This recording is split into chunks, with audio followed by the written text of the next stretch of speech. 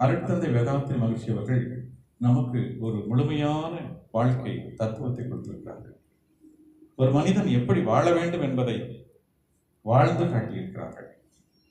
அதை மகிழ்ச்சிட்டு இருக்கக்கூடிய ஒரு பெரிய ஒரு விஷயம் என்று சொன்னால், எப்படி வாழ வேண்டும் என்பதை தான் வாழ்ந்து காட்டியிருக்கிறார். உங்களுக்கெல்லாம் நமக்கு மகாத்மா காந்தியை பற்றி தெரியும். எல்லாத்துக்கும் தெரியுமா மகாத்மா காந்தியை பற்றி? சரி, இந்தியாவில் சுதந்திரம் அடைவதற்கு காரணமாக இருந்த இந்தியாவில் தந்தை என்று சொல்ல ஃபாதர் ஆஃப் இந்தியன் என்று சொல்லப்படுகிறார்.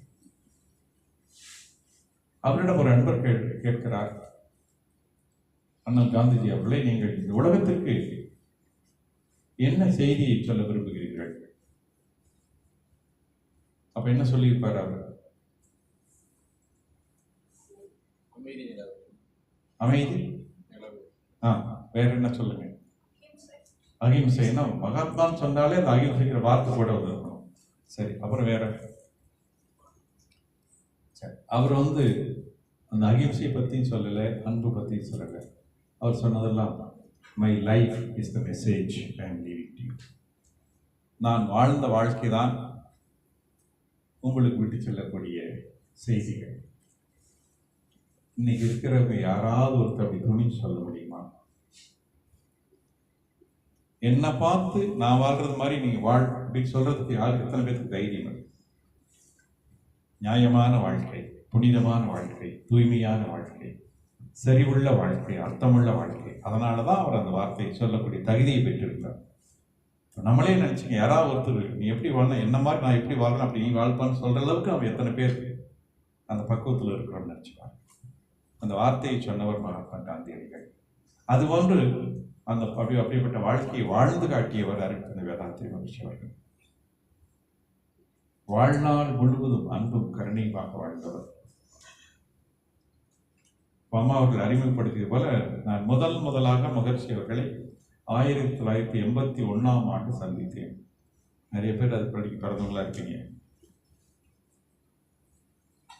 2006ஆம் ஆண்டு மகிழ்ச்சி அவர்கள் நிறைவடைகிறார்கள். அப்போ ஒரு 25 ஆண்டுகள் மகிழ்ச்சியோடு பார்க்கக்கூடிய, பேசக்கூடிய, பழகக்கூடிய ஒரு வாய்ப்பு கிடைத்தது. அந்த இறைவன் கொடுத்த பாக்கியமாக எடுத்துக்கொள்கின்றேன். அந்த 25 ஆண்டுகளில் ஒரு முறை கூட அவர் கோபித்ததையோ முகம் சுளித்ததையோ யாராவது அவரோட வேகமாக பேசியதை பார்க்கவில்லை. எல்லோரிடமும் ஒரு அன்பு, கருணை, பாசம். எல்லோருக்குள்ளும் எல்லோரையும் மனிதனாக, தெய்வமாக மதிக்கூடிய பண்புகள், அந்த உயர்ந்த நிலை. அவரை பார்த்தாலே போதும், எப்படி ஒரு தாய், அந்த ஒரு குழந்தை தாயை பார்த்த பிறகு எப்படி அதற்கு ஒரு பாசம் பொங்கிக் கொண்டு வருமோ, அப்படித்தான் எல்லோருக்கும் மகிழ்ச்சியை பார்த்தார்கள். அவர் முகத்தை பார்த்தாலே போதும், ஒரு அன்பும் கருணையும். எவ்வளவு நேரம் வேணாலும் அவர் பார்த்துக்கிட்டே இருக்கலாம், அவர் பேசுறதை கேட்டுக்கிட்டே இருக்கலாம் என்று அப்படி ஒரு காந்த களம் மிக்கவர். அது முழுவதும் அன்பு நிரம்பி இருக்கும், ஒரு கருணை நிரம்பி இருக்கும். இன்னும் சொல்லப்போனால் மகிழ்ச்சி அவர்கள் நம்மை போன்ற மனித உருவில் இருந்தாலும் கூட அவர் ஒரு தெய்வமாக வாழ்ந்தவர். புனிதமான எண்ணம், தூய்மையான எண்ணம், சமுதாயம் உயர்வு பெற வேண்டும் என்று சொல்லி ஒவ்வொரு வினாடியும் எண்ணிக்கொண்டிருந்தார். அதனாலதான் அவர்கள் 2000 கவிதைகள், தமிழில் ஒரு 50 புத்தகம், ஆங்கிலத்தில் ஒரு 30 புத்தகம் என்று சொல்லி அத்தனையும் அவர்கள் தன்னுடைய கருத்துக்களை எல்லாம் புத்தக வடிவிலே கொடுத்திருக்கிறார்கள், சிந்தனை வடிவிலே கொடுத்திருக்கிறார்கள். நமக்கெல்லாம் தெரியும், நம்முடைய தமிழில் நிறைய நீதி நூல்கள் இருக்கின்றன. அதில் மிக மிக குறிப்பிடக்கூடிய ஒன்று என்று சொன்னால் திருக்குறளை குறிப்பிடலாம். திருக்குறளில் சொல்லாத ஒரு நீதியை யாரும் இதுவரையும் சொல்லி இருக்க முடியாது, இனிமேலும் சொல்ல முடியாது. அப்படிப்பட்ட ஒரு நீதி நூலாக இருக்கக்கூடிய திருக்குறள். அந்த திருக்குறளில் சொல்லி இருக்கக்கூடிய நீதிகளை எல்லாம் நடைமுறைப்படுத்தி வாழ்வதற்கு வேண்டிய ஒரு பயிற்சி முறையை மகிழ்ச்சி. தன்னைத்தான் காக்கின் சினம் காக்க, காவாக்கால் தன்னையே கொல்லும் சினம். இது சினத்தை பற்றி வள்ளுவர் சொல்வது. உன்னையே நீ காத்துக்கொள்ள வேண்டும் என்று சொன்னால் நீ கோவப்படாமல். கோவப்பட்டினா அந்த கோபம் உன்னையே கொள்ளும். ஏன்னா நான் ஒவ்வொரு முறை கோபப்படுகின்ற போதும் வாழ்க்கையில் ஒரு வார்த்தை இழக்கிறோம். எவ்வளவு நாள் இழக்கிறோம் சொல்லுங்க? ஒரு வாரம். ஒவ்வொரு முறை கோபப்படும் போதும், ஒருவேளை வருஷமெல்லாம் சேர்த்து ஒரு 52 வாரம் அப்ராக்சிமேட்டா வச்சு 52 முறை கோவப்பட்டாக்கா சொல்லுங்க, ஒரு வருஷம் உங்களுக்கு 100 வயசு என்று இறைவன் கொடுத்திருந்தாங்கன்னா இப்ப 52 முறை கோவப்பட்டு இப்ப 99 வயசுன்னு வச்சுக்கோங்க. அவ்வளவுதான். மறுபடியும் ஒரு 52 முறை கோவப்பட்டா 98. இப்படியே இது குறைஞ்சிக்கிட்டே வரும். நம்ம ஒவ்வொரு முறை கோவப்படும் போது நம்ம வாழ்நாளில் சில நாள் இழக்கிறோம். அவ்வளவுதான். அதோட சந்தேகமே கிடையாது. வள்ளுவர் இதை பற்றி சினம் தவிர்த்தல் என்பது பற்றி ஒரு 10 குறள் சொல்லியிருக்கிறார். எல்லாம் அற்புதமான வார்த்தைகள். சினம் என்னும் சேர்ந்தாரை கொள்ளி, இனம் என்னும் ஏமப்பணியை சொல்ல. யாரை சினம் சேர்கிறதோ அவர்களையும் கொள்ளும். அவர்களை சுற்றி இருக்கக்கூடிய அத்தனை பேர் இனம் என்னும் ஏமப்படை. சுற்றி இருக்கிற அத்தனை பேரும், ஏமம்னா தங்கம், தங்கம் போன்ற உறவுகள், அந்த உறவுகளையும் கிடைக்கும் அது. அப்ப சினத்தை தவிர்க்கணும். எப்படி தவிர்க்கிறது? அதற்குத்தான் மகிழ்ச்சியோட சினம் தவிர்த்தல் என்ற ஒரு பயிற்சி முறை வைத்திருக்கிறார்கள். யார் அந்த பயிற்சி முறை செய்தாலும் கொஞ்சம் கொஞ்சமாக சினம் தவிர்த்தல் வரும். பயிற்சிகளை செய்தால் வரும், கண்டிப்பாக வரும். அதுக்கு ஒரு 10 நாளிலிருந்து 1 மாதம் வரை காலமாகலாம். கண்டிப்பாக ஒரு நிலையிலே சினமில்லாத நிலைக்கு நம்மால் வர முடியும். இப்ப நம்ம யாருக்கிட்டையும் கோபிக்கிறதே இல்லைன்ற அளவுக்கு நம்ம பயிற்சி பண்ணி வந்துட்டோம்னு வச்சுக்கோங்க. ஒரு கற்பனை பண்ணீங்க, இன்னைக்கு ஒரு வேளை இருக்கலாம், இல்லாம இருக்கலாம். நம்ம யாருக்கிட்டையும் கோவப்படுறதில்லை. தெரிஞ்சோ தெரியாமல யார் கோவப்பட்டாலும் நம்ம அதை பெருசு பண்றதில்லை. அதை நம்ம சகிச்சுக்கிறோம், தாங்கிக்கிறோம். அப்படி ஒரு பக்கம் வந்துச்சு வச்சுக்கலாம்.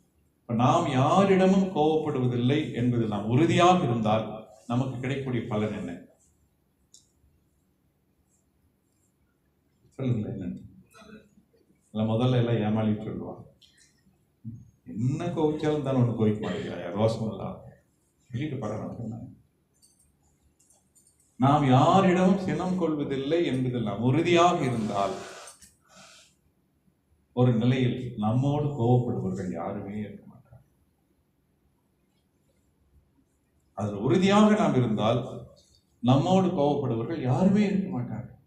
நீங்க நினைச்சு பாருங்க, நம்மகிட்ட யாருமே கோவப்படுறதில்லை, எல்லாம் நம்மகிட்ட சந்தோஷமா பேசுறாங்கன்னா எவ்வளவு ஆனந்தமா இருக்கும். அந்த நிலையை நம்ம தான் உருவாக்கணும். நாம் யாரிடமும் கோவப்படுவதில்லை என்று உறுதியாக இருந்தால் கொஞ்ச நாளைக்கு மற்றவங்களாம் நம்மளை சீட்டி பார்ப்பாங்க, கோவப்படுறதான்னு பார்ப்பாங்க. இதான் கோவப்படவில்லைன்னு சொல்லிட்டாரு, இருந்தாலும் எப்படியாச்சும் கோவப்பட வச்சு வேடிக்கை பார்க்கணும்னு நினைப்பாங்க. செய்யட்டுமே, எதை செஞ்சாலும் கொஞ்ச நாளைக்கு சிரிச்சுக்கிட்டே இருங்க, சரியா போயிடும். ஒரு நிலையில் உங்களோட யாரும் கோவப்பட மாட்டாங்க. இதை விட வேற என்ன நமக்கு வேண்டி இருக்கு? யாருமே உங்ககிட்ட கோவப்படுறதில்லை. அந்த நிலையை நம்மளால உருவாக்க முடியும். அதற்காகத்தான் மகிழ்ச்சியோட ஒரு பயிற்சி முறை கொடுத்துருக்காங்க. யாரெல்லாம் டெய்லி நீங்க கோவப்படுறீங்க ஒரு லிஸ்ட் எடுங்க. லிஸ்ட் எடுத்துக்கிட்டு ஏன் அவங்க மேல கோவத்தை நினைச்சு பாருங்க. உங்களுக்கு உறவு என்னன்னு பாருங்க. கோவத்துக்கான காரணம் என்னன்னு பாருங்க. கோவத்துக்கு நீங்க காரணமா அவங்க காரணமான்னு பாருங்க. ஒருவேளை அவங்க 90% காரணம், நீங்க 10% காரணமா இருக்கலாம். ஏன்னா நமக்கு கோபத்தை கொஞ்சம் கொஞ்சம் பங்கு இருக்கும். நம்ம 10% நம்ம குறைச்சிக்கலாம், 90% அவங்ககிட்ட நம்ம சொல்ல முடியாது. அன்றைக்கு என்ன பண்ணனாலும் கோவப்படாம இருந்து பாருங்க. அவங்க எந்த செய்தாலும் கோவப்படாம இருந்து பாருங்க. அன்றைக்கு என்ன வாழ்க்கையில் நீங்க என்னத்தை இழந்துட்டீங்க நினைச்சு பாருங்க. ஒன்னும் இழக்கல, கோவப்படாம இருந்திருக்கோம், அவ்வளவுதான். அப்படி 2-3 நாள் பயிற்சி பண்ணி பார்க்கிறோம். ஒரு ஸ்டேஜில் வந்து கோவப்படாம என்ன பண்ணாலும் கோவப்படாம இருக்கிற மனநிலை வந்துடும். அந்த மனநிலை வரும்போது எதிர்த்த பார்ட்டிக்கு அதுக்கு மேல கோவம் எப்படி திரும்ப திரும்ப சொன்னாதான் அதிகமாகும். யாராவது ஒருத்தர் ஆஃப் ஆயிடுச்சுனாக்கும் இன்னொருத்தர் கோவப்பட மாட்டாங்க. அதாவது ஒரு வீட்டில் ஒரு கணவன் மனைவி 2 பேர் அடிக்கடி சண்டை போட்டுட்டே இருப்பாங்க. அந்த வீட்டுக்காரர் எதுக்கு எடுத்தாலும் சண்டை போட்டுட்டே இருப்பாங்க. அந்த அம்மா போய் ஒரு டாக்டர்கிட்ட கேட்டிருக்காங்க, இந்த மாதிரி வீட்டில் எங்கள் கணவர் ரொம்ப சண்டை போடுறாரு, தாங்க முடிய மாட்டேன். டாக்டர் சொன்னார், இது ஒரு பெரிய விஷயம் இல்லாமல் நான் மருந்து தரேன், அந்த மருந்து சாப்பிட்டு வந்தால் கோவமே இல்லாமல் போயிடும். அப்படிங்களா டாக்டர்? அப்போ கண்டிப்பாக கொடுங்க. அவர் டாக்டர் வந்து ஒரு சிரப் மாதிரி கொடுத்துட்டு அம்மா இந்த மருந்து வந்து உங்கள் வீட்டுக்காரர் கோப்பறாரு இல்லையா, அவருக்கு இல்லை, இந்த மருந்தை நீங்கள் குடிக்கணும். எப்படி டாக்டர் நான் குடிச்சேன்? ஆமாம், நீங்கள் குடிச்சீங்கன்னா அவருக்கு கோவராது. நீங்கள் மருந்தை குடிச்சிங்கன்னா அவருக்கு அப்படின்னு ரொம்ப நேரம் கொடுங்க, நானே குடிச்சிக்கிறேன். என்ன மருந்தை கொடுத்தா அது பிறகு திருப்பி விடாது, அதை நானே குடிச்சிக்கிறேன். ஆனால் என்ன பண்ணணும் தெரியுமா? எப்போ அவர் கோவப்பட ஆரம்பிக்கிறாரோ அப்போ இந்த சிறப்பாக இருக்கையே இதில் ஒரு மூடி எடுத்து வாங்கி கொடுத்துருக்கேன். அவர் சண்டை போட்டு போகிற வரைக்கும் முழுங்கக்கூடாது. அவர் என்ன திட்டுறாரோ என்ன சொல்கிறாரோ அப்போ வாய்ப்புலேயே தான் இருக்கணும். அவர் எல்லாம் முடிச்சு வெளியே போன பின்னாடி அப்படி முழிக்கணும். இதுதான் கண்டிஷன். சரி, அவங்க என்ன பரவாயில்லை, அதனால என்ன இருக்கு, அவர் கோபப்படாமல் இருக்கணும், அவ்வளோதான் எனக்கு வேணும். அதே மாதிரி பின்னாடி அவர் சண்டை போட ஆரம்பிக்கும் போது கொஞ்சம் ஒரு மூடி ஊற்றி வாயில் வச்சுக்கிறாங்க, அப்படியே வச்சிருக்கிறாங்க. என்ன பண்ணாலும் அந்த முழுக்கில் விட்டுறாங்க. நீங்க சண்டை வருமா சொல்லுங்க, சண்டை வருமா? எது வாயில இது இருக்கு, ஒன்றும் பேச முடியாது, திரும்பி பேச முடியாது. அவரோட சண்டை போட்டுட்டே இருப்பாரு. அவர் முடிச்சு போன மணி மொழிங்கிடணும். எப்பவுமே கோபத்தில் பாருங்க, ஒருத்தர் ஆஃப் ஆகிட்டா இன்னொருத்தர் சண்டை கண்டிப்பாக பண்ண முடியாது. அது கணவனாக இருக்கலாம், மனைவியாக இருக்கலாம். யாராவது ஒருத்தர் வந்து அதுக்கு மேலே ப்ரொசீட் பண்ணா விட்டு அது ஆஃப் ஆகிடும். நீ பாருங்க, கோபத்தில் ரெண்டு பேரும் மாறி மாறி பேச பேச பேச பேச போயிட்டு யாராவது ஒருத்தர், இப்போ சில சமயம் அந்த ஒருத்தர் யார், நான் நியாயமாக தான் இருக்கேன், நான் ஏன் விட்டு கொடுக்கணும், இப்படித்தான் ரெண்டு பேரும் நினைப்பாங்க. நான் சொல்ல சொல்லதானே பாருங்க, நான் நியாயமாக தான் இருக்கேன், நான் ஏன் விட்டு கொடுக்கணும். அது கூட ஒரு சின்ன ஒரு கதை பாருங்க. ஒரு ஒத்தையடி தடம், எதிர ரெண்டு பேர் வந்துட்டு இருக்காங்க. ஒருத்தன் வந்து ஒரு நல்ல படித்தவன், நிறைய பட்டங்களை எல்லாம் வாங்கியிருக்கான். ஆனால் அதே சமயத்தில் தன் படித்தவன் என்ற திமிரும் இருக்கான். அப்படி நடந்து வந்துட்டு இருக்கான். இன்னொரு பக்கம் ஒரு ஏழை தொழிலாளி, ஏதோ ஒரு வேலைக்கு போகணும், ஒரு மண்வெட்டி எடுத்து மேலே வச்சு தோல் வச்சுட்டு நடந்து வந்துட்டு இருக்கிறான். அவன் போய் வேலை செஞ்சு சம்பாதிச்சாதான் அன்னைக்கு குழந்தைங்களுக்கு சாப்பாடு வைக்க அவன் இப்படி எடுத்து வந்துட்டு இருக்கான். ரெண்டு பேரும் எதிரெதிராக வந்துட்டாங்க. இப்போ வந்து சின்ன பாதை, யாராவது ஒருத்தர் நகர்ந்து கொடுத்தாதான் இன்னொருத்தர் போக முடியும். அப்படிப்பட்ட ஒரு சின்ன பாதை. அந்த சின்ன பாதையில் வந்து ரெண்டு பேரும் எதிரெதிராக நிற்கிறாங்க. இப்போ அந்த படித்தவன், கொஞ்சம் படித்த ஆணவம்னு இருக்கு, அவன் என்ன சொல்கிறான்னா, இந்த ஏழை தொழிலாளி பார்த்தாக்கும் ட்ரெஸ்ஸு இதெல்லாம் ரொம்ப ஏழ்மையாக இருக்கு.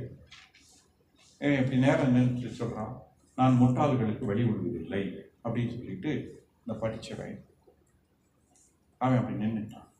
அந்த கூலி வேலையை பார்க்குறான். இவனோட சண்டை கட்டினா நம்ம வேலை போயிடும், நம்ம குடும்பத்தை காப்பாற்ற முடியாது அப்படின்னு சொல்லிட்டு அவன் என்ன சொல்கிறான், கையெடுத்து கும்பிட்டு, ஐயா நான் வழிபடுவது உண்டு அப்படின்னு ஒதுக்கி போயிட்டான்.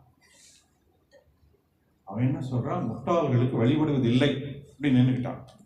இவன் என்ன சொல்கிறான், ஐயா நான் வழிபடுவது உண்டு அப்படின்னு வணங்கி கும்பிட்டு அந்த ஒதுக்கி போயிட்டான். இப்போ யார் அறிவாளி, யார் முட்டாள் சொல்லுங்க? யார் விட்டு கொடுக்கிறார்கள் அவர்கள் தான் அறிவாளிகள். நான் சொல்ற சரிதாங்க? யார் விட்டு கொடுக்கிறார்கள் அவர்கள் தான் அறிவாளிகள். அப்ப குடும்பத்தில் இனிமேல் நீங்க அறிவாளி நிரூபிக்கணும்னா சொல்லுங்க, முதல்ல நீங்க தான் விட்டு கொடுக்கணும். பிரச்சனையே முதல்ல யார் விட்டு கொடுக்கறது, அவ்வளவுதான். அங்கதான் பிரச்சனையே வரும். முதல்ல நம்ம விட்டு கொடுக்கலாம். அது மனவளக்கலை வந்து சேர்ந்தவர்கள் நான் விட்டு கொடுக்கலாம், தப்பு கிடையாது. அதுவும் குடும்பத்துக்குள்ள கணவன் மனைவி உறவுகளை விட்டு கொடுத்து கெட்டு போவது கிடையாது. கணவன் மனைவி உறவுகளை தோல்வி என்பது குடும்பத்தின் வெற்றி. நல்ல ஞாபகம். கணவனாக இருந்தால் மனைவியாக இருந்தால் நமக்கு ஒரு மனைவியிடம் தோல்வி, கணவனுக்கு அல்லது மனைவி கணவனிடம் தோல்வி என்பது குடும்பத்தின் வெற்றியாக மாறும். வேற எங்கேயும் போயிடாது.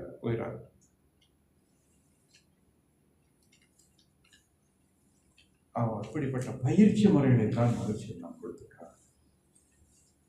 ஏதோ ஒரு தத்துவத்தை சொல்லிக் கொண்டு போவதற்காக அல்ல. அப்ப நம்ம ஏன் தவம் செய்கிறோம், தியானம் செய்கிறோம்? இப்ப சாதாரண நிலையில சொன்னாது அது உள்ளுக்கு போய் சேராது. ஒரு தியானம் செஞ்ச பிள்ளைகள்லாம் நீ தியானம் பண்ணி அமைதியாக உட்காந்துருக்கீங்க. அப்போ நம்ம பேசுகின்ற போது தான் இந்த வார்த்தைக்கு ஒரு அர்த்தம் இருக்கும். அந்த தியானத்திலிருந்து கவனிக்கின்ற போது தான் நாம் அதை செய்வதற்கு முயற்சி செய்வோம், பலனை அனுபவிப்போம். அதற்காகத்தான் மகிழ்ச்சி அவர்கள் தவம் என்ற நிலையை வைத்திருக்கிறார்கள். இப்போ தவம் செய்ய வேண்டுமா? இப்போ தவம் செய்வதற்கு உடம்பு ஒத்துழைக்கணும். உடம்பு ஒத்துழைக்கணும். உடற்பயிற்சி சரியாக செஞ்ச உடம்பு ஒத்துழைக்கும். இல்லை ஒரு அரை மணி நேரம் தவம் செய்யும்படி கை வலிக்கும், கால் வலிக்கும், கால் மரத்து போய் பிடிச்சிக்கும். அப்புறம் உட்காந்து எந்திரிக்கும் போது தடுமாறிட்டு இருந்திருப்பாங்க. ரெகுலராக உடற்பயிற்சி செஞ்சால் சரியா இருக்கும். ஆரம்பத்தில் அப்படி இருக்கும், அப்படி இருக்கும். ரெகுலர் உடற்பயிற்சி. அப்போ தவம் செய்வதற்கு உறுதுணையாகத்தான் இந்த உடற்பயிற்சி. உடம்பார் அழியின் உயிரார் அழிவர், திடம்பட மெய்ஞானம் சேர விடுவாங்க. நீ எல்லாம் தவம் பண்ணணும், இறைவனை உணரணும் நினைக்கிறீங்க. உடம்பு நல்லா இருக்கணும். உடம்பு நல்லா இல்லாமல் நம்ம இறைவனை அறிய முடியாது. அப்போ உடம்பு நல்லா வச்சுக்கணும்னா உடம்புக்குள்ள பயிற்சிகள் நம்ம செய்யணும். இப்போ நம்முடைய உடற்பயிற்சிகள் எவ்வளவு பயிற்சி இருக்கு? நம்முடைய உடற்பயிற்சிகள் மொத்தம் எத்தனை பயிற்சி இருக்கு? 9 பயிற்சி இருக்கு. இல்லை வரிசை யாராவது சொல்லுங்க பார்க்கலாம். செஞ்சாதானே சார் சொல்ல முடியும், நாங்களே செய்யறது இல்லையா? எங்க கேட்குறீங்க இப்படி சொல்றீங்களா? அப்படி நீங்களே செய்யறீங்க, நான் நம்புறேன். நம்பலாமா? சரி. கை பயிற்சி, கால் பயிற்சி, தசைநார் மூச்சு பயிற்சி, கண் பயிற்சி, கபாலபதி, மகராசன பார்ட்டியே பார்ப்பி, மசாஜிங், உடல் தேய்த்து விடுதல், அப்புறம் அக்குப்ரெஷர், உடல் தளர்த்தல், ரிலாக்ஸ். இப்படி 9 கட்ட பயிற்சி இருக்கிறது. இந்த 9 கட்ட பயிற்சியும் செய்யறதுக்கு எவ்வளவு நேரம் ஆகும்? நீங்க வந்து இன்னைக்கு செஞ்சீங்களா? இன்னைக்கு செஞ்சாங்களாப்பா? இன்னைக்கு சரி. எவ்வளவு நேரம் ஆகும் பயிற்சி செஞ்சா? அவசரமா செஞ்சா அரை மணி நேரம், யோசனை பண்ணி செஞ்சா 1.25 மணி நேரம், ஒழுங்கா செஞ்சா 3/4 மணி நேரம். நிறைய பேர் பாருங்க பயிற்சி பண்ணிக்கிட்டே இருப்பாங்க, அப்படி யோசனை வந்து நிறுத்திப்பாங்க. ஒரு மகராசனம் அப்படி திரும்பி அப்படி தூங்க ஆரம்பிச்சிருவாங்க. அப்புறம் 10 நிமிஷம் இருக்கும், இது செஞ்சுட்டு போட்டு அப்புறம் இப்படி திருப்பாங்க. இப்படிலாம் செஞ்சா 1.25 மணி நேரம் 1.5 மணி நேரம் ஆகும். கண்டினியூஸாக செஞ்சீங்கன்னா 3/4 மணி நேரத்தில் முடிக்கலாம். சரி, 3/4 மணி நேரத்தில் முடிக்கலாம். எல்லா பயிற்சியும் முடிக்கலாம். இந்த 3/4 மணி நேரத்தில் நீங்கள் இந்த முடிக்கிற இந்த பயிற்சி இதில் எவ்வளவு விஷயங்கள் அடங்கியிருக்கு தெரியுங்களா? இப்போ நம்முடைய உடற்பயிற்சிக்கும் ஆசனங்களுக்கும் என்ன? ஆசனங்கள் நல்ல உடலுக்கு வலுவை கொடுக்கக்கூடியது, ஆற்றலை கொடுக்கக்கூடியது, பல நோய்களை நீக்கக்கூடிய பல வகையான ஆசனங்கள் இருக்கிறது. எத்தனை ஆசனங்கள் இருக்கும் உங்களுக்கு தெரிஞ்சு சொல்லுங்க. எத்தனை ஆசனங்கள் இருக்குது? அது ஒரு 100 ஆசனங்களுக்கு மேல, 100 ஆசனம் மேல. ஒவ்வொரு ஆசனத்துக்கும் ஒரு பலன் இல்லைன்னு சொல்ல முடியாது. அப்ப காலையில் எந்திரிச்சு இந்த 100 ஆசனம் செய்ய ஆரம்பிச்சீங்கன்னா அப்படி மதிய வரைக்கும் ஆகிப்போம். அப்புறம் பிராணாயம் பயிற்சி, அதுல நிறைய இருக்கு. அதுல ஒரு 50-60 பிராணாயம். முத்ராஸ், அது ஒரு 100 பிராணாயம் முத்ராஸ் இருக்கு. இதெல்லாம் செஞ்சீங்கன்னா காலையில் 5 மணிக்கு ஆரம்பிச்சா நைட் 9 மணி வரைக்கும் ஆயிடுச்சு. ஆனா நல்லது. ஆனா எல்லாத்துக்கும் பலன் இருக்கு. நல்லதா. ஆனா இத்தனை ஆசனங்கள், இத்தனை பிரணயமும், இத்தனை முத்ராசம் 3/4 மணி நேரத்தில் அதனுடைய பலன் கிடைக்கணுமா? நம்ம உடற்பயிற்சி அத்தனை ஆசனங்கள், அத்தனை பிரணயமும், அத்தனை முத்திரைகள் செய்த பலன் 3/4 மணி நேரத்தில் உங்களுக்கு கிடைக்கும். நீ ஒரு சின்ன குழந்தைய விளையாட விட்டுட்டு வேடிக்கை பார்த்தீங்கன்னா, சின்ன குழந்தை 2 வயசு 3 வயசு குழந்தைய விளையாட விட்டு வேடிக்கை பார்த்தீங்கன்னா, நல்லா நீங்கள் கவனிச்சு பாருங்க, கிட்டத்தட்ட 20-25 ஆசனம் அதில் வந்துடும் குழந்தை விளையாட்டுல. நீங்கள் வேணா ஒரு குழந்தைய விளையாடும் போது ஒவ்வொன்றா போட்டோ எடுத்து வச்சுட்டே பாருங்க, ஒரு 20-25 ஆசனம் அதுக்கு இயற்கையாக வந்துடும். அது கீழே உட்காடுறது, செய்யறது, படுக்கிறது, பிறல்றது எல்லாம் பார்த்தீங்கன்னா ஆசனங்கள் நிறைய வந்துடும். அது மாதிரி ஒரு மனிதனுக்கு வேண்டிய அசைவுகளை எல்லாம் கணித்துத்தான் அருட்தந்தை வேதாத்திரி மகிழ்ச்சியோடு நம்ம உடற்பயிற்சி உருவாக்கி இருக்காங்க. உங்களுக்கெல்லாம் தெரியும், மகரிஷி அவர்கள் சித்த வைத்தியம், ஹோமியோபதி, ஆயுர்வேத வைத்திய முறைகளில் சிறந்து விளங்கியவர். அந்த வைத்திய அறிவையெல்லாம் பயன்படுத்திக் கொண்டுதான் உடம்புக்கு எப்படிப்பட்ட அசைவுகளை கொடுத்தால் இந்த உடல் ஆரோக்கியமாக இருக்கும். ஏன்னா உடல் என்பது பஞ்சபூத கூட்டு. அது என்ன பஞ்சபூதம்? உள்ளுக்கு 5 பூதம் இருக்குதா? என்னென்ன 5 பூதம் உடம்புல இருக்கு சொல்லுங்க. நிலம், நீர், நெருப்பு, காற்று, ஆகாசம். பூதம்னா பௌதீகம். பிசிக்ஸ், பௌதிக பிரிவுகள். அப்ப இந்த 5 வகையான பௌதிக பிரிவுகள், அதனால ஓட்டங்கள், ரத்த ஓட்டம், வெப்ப ஓட்டம், காற்று ஓட்டம், உயிர் ஓட்டம், இந்த 4 ஓட்டங்கள் இருக்கிறது. இவையெல்லாம் சீரடைய வேண்டும் என்று சொன்னால் உடம்புக்கு இயக்கம் வேண்டும். உடல் இயங்கினால்தான் இவையெல்லாம் சீராகும். நம்ம சில சொல்றோம், எனக்கு வசதி நிறைய இருக்கு சார், எங்க சொத்துன்னு 10 தலைமுறைக்கு வரும், நான் ஏன் போய் வேலை செய்யணும், நான் ஏன் வேலை செய்யணும்? அவ்வளவு சொத்து எங்க அப்பா சம்பாதிச்சு போயிருக்காரு, பேங்க் நிறைய டெபாசிட் இருக்கு, அத்தனை வீடு, அத்தனை பங்களா இருக்கு, நான் ஏன் போய் வேலை செய்யணும்? சரி, நீங்க வேலை செய்யாதீங்க. நீங்க வேலை செய்யலாம், கொஞ்ச நாள் கழிச்சு உங்க இறை கேட்கும், நான் சாமானியப்பட்டாரா, நான் அந்த கோடீஸ்வரோட பேரன், நான் ஏன் வேலை செய்யணும்? எது கேட்கும்? எது கேட்கும்? உங்க இதயம் கேட்கும், உங்க கிட்னி கேட்கும், உங்க நுரையீரல் கேட்கும். கேட்குமா? ஏன்னா அதுவும் பணக்காரன் தானே. அப்ப இதயம் வேலை செய்யாது, நுரையீரல் வேலை செய்யாது, கிட்னி வேலை செய்யாது. அப்புறம் என்ன ஆகும்? முடிஞ்சு வச்சா கதை. நம்ம வேலை செஞ்சாதான் மற்றதெல்லாம் வேலை செய்யும். நல்லா ஞாபகம். நம்ம வேலை செஞ்சாதான் மற்றதெல்லாம் வேலை செய்யும். Nobody dies of hard work. நான் கஷ்டப்பட்டு உழைச்சதுனால செத்து போனேன்னு சொல்றவங்க ரொம்ப குறைச்சல். கஷ்டப்படாம உழைக்காம இருக்கிறதுனால தான் உடம்பு கெட்டு போயிடும். உடம்பு உழைக்கணும், கொஞ்சம் உழைக்கணும். ஆனால் இன்றைக்கு நமக்கு வாழ்க்கையில் விஞ்ஞானம் வந்துருச்சு, வசதிகள் வந்துருச்சு, நடக்க வேண்டிய அவசியம் இல்லை. மற்ற கைகாலில் அசைச்சு வேலை செய்ய வேண்டிய வாய்ப்புகள், நிறைய மிஷின் அதெல்லாம் வந்துருச்சு. பரவாயில்ல, அதெல்லாம் விஞ்ஞானத்தினுடைய கண்டுபிடிப்பு தான். அது இல்லாமல் இன்னைக்கு நம்ம வாழ்க்கை நடந்து இருக்க முடியாது. அப்போ இந்த உழைப்பை சரி செய்து கொள்வதற்கு நம்ம அன்றாடம் கொஞ்சம் எக்ஸசைஸ் பண்ணணும். ஒரு 3/4 மணி நேரம் நமக்காக செய்யுங்க. அப்போ கொஞ்சம் அதுக்கு மேலே கொஞ்சம் வாய்ப்பு இருந்தால் கொஞ்சம் வாக்கிங் போயிட்டு வாங்க, அது போதும் நமக்கு. இப்போ உழைத்தால் தான் உடம்பு நல்லா இருக்கும். நல்லா ஞாபகம். உழைப்பை குறைக்க குறைக்க குறைக்க உடலில் பல்வேறு வியாதிகள் வரத்தான் செய்யும். ஏன்னா இந்த ரத்த ஓட்டம், வெப்ப ஓட்டம், காற்று ஓட்டம், உயிர் ஓட்டம் இவையெல்லாம் தடைப்படும். உழைப்பு குறைஞ்சா, உழைப்பு அதிகமானா எல்லாம் சரியாயிடும். எல்லாம் சரியாயிடும். நம்ம உடம்புல உற்பத்தியாகக்கூடிய எல்லா கழிவு பொருளும் அங்கங்க போய் சேர்ந்து வெளியே போயிடும். உழைக்காம இருந்தோம்னா என்ன, அந்த கழிவு பொருள் அங்கங்க தேங்கி போயிருக்கு. உடம்புல கூடிய கழிவு பொருள் தேங்கினால் நோயா மாறும். இப்போ நீங்கள் ஆஃபீஸுக்கு போகிறீங்க, ஒரு டிஃபன் பாக்ஸில் சாப்பாடு எடுத்து போகிறீங்க, இந்த மாதிரி ஒரு வெள்ளிக்கிழமை மணிக்கு மதியம் போகிறீங்க, அன்றைக்கி ஆஃபீஸ்லேயே டிஃபன் பாக்ஸை வச்சுருங்க. அன்றைக்கி ஏதோ ஆஃபீஸில் ஒரு விருந்து கொடுக்குறாங்க, வெளியே வந்துடுறீங்க, அந்த டிஃபன் பாக்ஸ் அங்கேயே இருக்குது. சனி ஞாயிறு 2 நாள் லீவு. அப்புறம் திங்கக்கிழமை போய் அந்த டிஃபன் பாக்ஸ் எடுத்து உள்ளே பார்க்குறீங்க, எப்படி இருந்தாரு? இந்த திங்கக்கிழமை நீங்கள் வெள்ளிக்கிழமை வச்ச சாப்பாடு டிஃபன் பாக்ஸில் வச்சது திங்கக்கிழமை எடுத்து பார்த்தீங்கன்னா எப்படி இருக்கும்? கெட்டு போயிருக்கும். தனிக்கு வேற ஒன்றும் பண்ணலை, டிஃபன் பாக்ஸ்குள்ளேயே அந்த சாப்பாடு இருக்கு. டிஃபன் பாக்ஸ்குள்ளேயே இருக்கிற சாப்பாடு கெட்டு போச்சுன்னா நம்ம சாப்பிட்ட சாப்பாடு உள்ள போய் 2 நாள் வராமல் இருந்தா என்ன? அதான் விஷயமா. கற்பனை டிஃபன் பாக்ஸ்குள்ள நான் ஒண்ணுமே பண்ணல, அப்படியே வச்சிருந்தேன், அது கெட்டு போச்சு. அப்ப நம்ம சாப்பிட்ட சாப்பாடு 2 நாள் ஆகி வெளியே வந்து என்ன ஆகும்? விஷமா மாறும். விஷமா மாறும். உடலுக்குள்ள கூடிய கழிவு பொருள் எல்லாம் வெளியேற வேண்டும் என்று சொன்னால் நாம் உழைக்கணும், கை காலை அசைக்கணும், நடக்கணும், வேலை செய்யணும், உட்காரணும், எந்திரிக்கணும். அதுக்கு தான் மகிழ்ச்சிகள் எல்லா கைக்கு பயிற்சி, காலுக்கு பயிற்சி, தசைனார் மூச்சு பயிற்சி, கண் பயிற்சி, கபால், எல்லாத்துக்கும் அசைவு கொடுத்துருக்கார் மகிழ்ச்சி. மகிழ்ச்சியோட பயிற்சி 3/4 மணி நேரம் செய்தாலே போதும், நமக்கு உடம்புக்கு வேண்டிய எல்லா அசைவுகளும் கிடைக்கும். எல்லா அசைவுகளும் கிடைக்கும். ரத்த ஓட்டம், வெப்ப ஓட்டம், காற்று ஓட்டம், உயிரோட்டம் எல்லாம் சரியா ஓட ஆரம்பிக்கும். ஆனால் உடற்பயிற்சி என்பது நம்ம தவறாமல் செய்யக்கூடிய ஒன்று. செய்யும் நம்ம நல்லா இருக்கணும்னு நினைச்சா உடற்பயிற்சி. எல்லாரும் நம்ம நல்லா இருக்கணும் நினைக்கிறோமா இல்லையா? சொல்லுங்க. இல்லை சார், நான் நாசமா போட்டு நினைக்கிறேன். நீங்க உடற்பயிற்சி செய்யலீங்கன்னா அதான் அர்த்தம். நீங்க உடற்பயிற்சி செய்யலீங்கன்னா அதுதான் அர்த்தம். நீங்க நினைக்கிறீங்களா? அதான் அர்த்தம். அப்ப நம்ம நல்லா இருக்குன்னு நினைச்சா உடற்பயிற்சி செய்யும் சார். எந்த சொல்லுக்காக செய்யுங்க. இல்லை சார், எனக்கு நேரமே இல்லை சார், நேரமே இல்லை.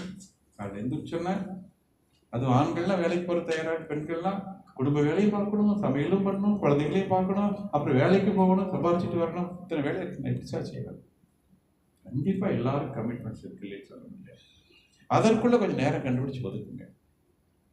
உங்களுக்கு ஒரு மோட்டிவேஷனுக்காக சொல்றேன். உங்களுக்கெல்லாம் தெரியுமா இந்திய நாட்டினுடைய பிரைம் மினிஸ்டர் பேர் என்னங்க? நரேந்திர மோடி. அவர் தினம் காலையில இந்த யோகா பயிற்சி செய்வதற்காக 3 மணி நேரம் செலவிடுகிறார். எவ்வளவு நேரம்? 3 மணி நேரம். அப்போ உங்களுக்கு ஒரு 3/4 மணி நேரம் செலவழித்து உங்களால் உடற்பயிற்சி செய்யறது கூட முடியல, நேரம் இல்லைன்னா நீங்க இந்தியா பிரைம் மினிஸ்டர் நரேந்திர மோடியை விட நீங்க பிஸியா இருக்கீங்க.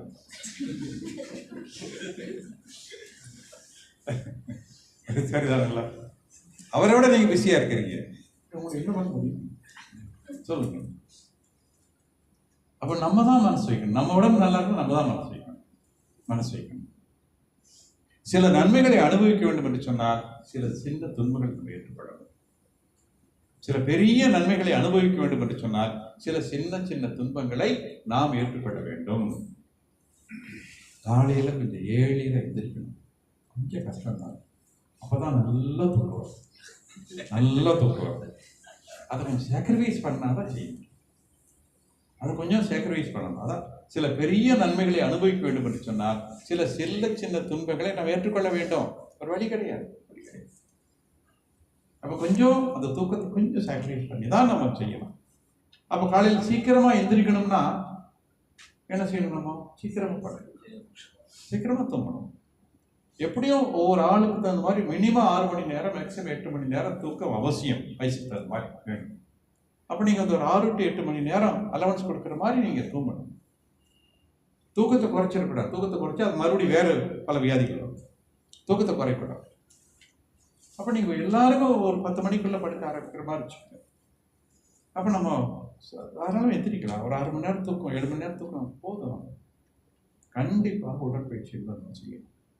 உடம்பார் அழியின் உயிரார் அழிவர் திடம்பட மெய்ஞானம் சேரவும் மாட்டோம். நீங்க என்னதான் எத்தனை ஆயிரம் கற்பனை பண்றீங்க. எது செய்யணும்னாலும் உடம்பு நல்லா இருக்கணும். உடம்பு நல்லா இல்லாம நீங்க வேற என்ன, எவ்வளவு சொத்து இருந்தாலும் சுகம் இருந்தாலும் வாழ்க்கை தான் பிரயோஜனம் இல்லை. அப்ப உடம்பு நல்லா இருந்தா கண்டிப்பா நம்ம செய்யணும், உடற்பயிற்சி செய்யணும், ஆரோக்கியமா இருக்கும். நம்முடைய உடற்பயிற்சிகளே போதுங்க. காய்கள் பயிற்சி, காய்கள் பயிற்சியில் இந்த அசனி முத்திரை ஓஜஸ் மூச்சு 2 தான்.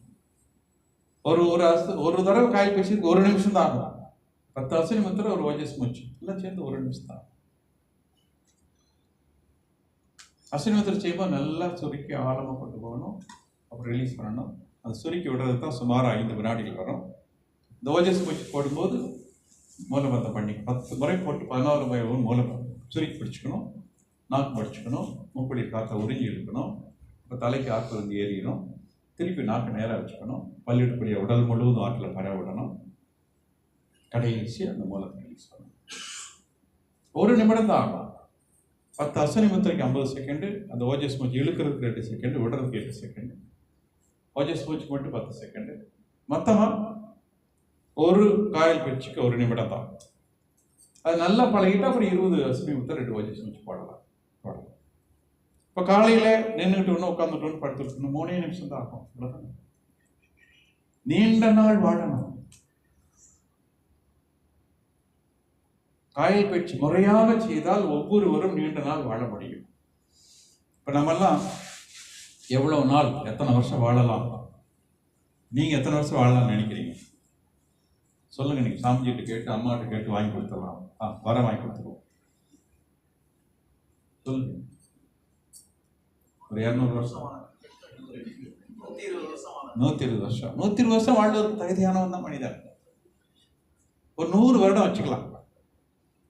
100 வருடம் ஒரு மனிதன் வாழலாம், நோய் நொடி இல்லாமல் வாழலாம். அது ஞாபகம். நீ ஆஸ்பத்திரியில் போய் 5 வருஷம் படுத்துக்கிட்டேன், அது வாழ்க்கை இல்லை. நோய் நொடி இல்லாமல் வாழணும். எப்படி ஒரு இறப்பு எப்படி வரணும்? நீ அப்துல் கலாம் கேள்விப்பட்டிருக்கீங்களா? அவர் எப்படி இறந்தார் தெரியுமா? பேசிட்டே இருந்தார், விழுந்தார், முடிஞ்சு போச்சு. ஆஸ்பத்திரி போல, படுக்கல செய்யல, முடிஞ்சு போச்சு. அப்படித்தாங்க இருக்கணும் இறப்பு என்பது. 2 வருஷம் 3 வருஷம் போய் ஆஸ்பத்திரி படுத்துக்கிட்டு, எந்திரிக்க படுத்துக்கிட்டு, அப்புறம் வீட்லயும் எந்திரிக்க முடியல, யூரின் போக முடியல, பாத்ரூம் போக முடியல. எப்போ யூரின் பாத்ரூம் எந்திரிச்சு போக முடியலையோ அதுக்கு மேலே வாழ்க்கை. ஏன்டா அப்படி சொல்லி நினைக்காதீங்க. எப்போ நம்மளால எந்திரிச்சு யூரின் போக முடியாத அளவுக்கு நிலை வந்துருச்சோ யாரும் நம்ம வாழ விரும்ப மாட்டாங்க. என்னதான் உயிருக்கு உயிரா இருக்கக்கூடிய உறவினர்கள் இருந்தாலும் நீங்க எப்போ பெட்டிலேயே யூரின் மோஷன் போகக்கூடிய அளவுக்கு வந்துடும், உங்களால எந்திரிக்க முடியலையோ, அவங்க கிளீன் பண்ண வேண்டிய நிலை வருதோ அதுக்கு முன்னாடி நம்ம வாழ்றத விரும்ப மாட்டாங்க. நான் சொல்றது உண்மைதான்.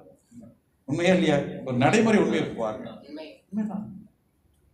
கடைசி வரை நம்ம தான் பாத்ரூம் போகணும், வரணும், செய்யணும், ஆரோக்கியம் முடியும் முடியும் முடியும். இன்னும் எத்தனையோ குடும்பங்களை பாருங்க, கடைசி 100 வயசு ஆகி கூட அவங்க சமைச்சுக்கிறாங்க, அவங்களே பார்த்துக்கிறாங்க, எந்திரிச்சு போறாங்க, வர்றாங்க, இருக்கிறாங்க.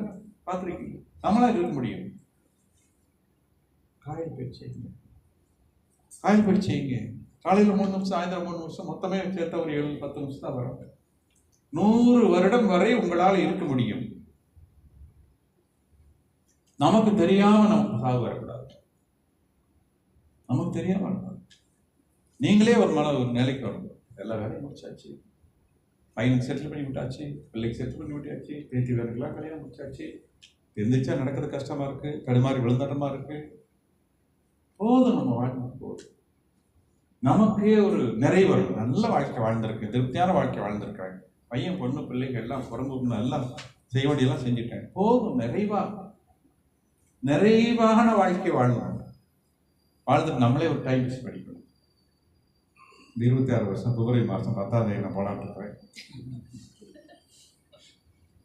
முடிச்சவங்க பக்கத்துல இருக்கும் வாங்க. அப்படி இல்லைன்னாக்க இந்த ஆன்ம சாந்தி தவ மன்றத்தை நடத்துவாங்க, அதில் கலந்துருங்க அங்கிருந்து ஆன்லைன்ல அப்படின்னு ஒரு செய்தி போட்டு போயிடும்.